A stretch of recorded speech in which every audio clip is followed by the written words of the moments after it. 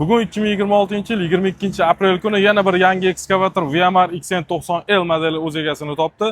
Toshkent shahridan Botir akamligi. Oka, kalitlaringiz yaxshi qurilib ishlating, katta loyihalarda xizmat qilishda tilakdoshmiz. Hujjatlari. Rahmat.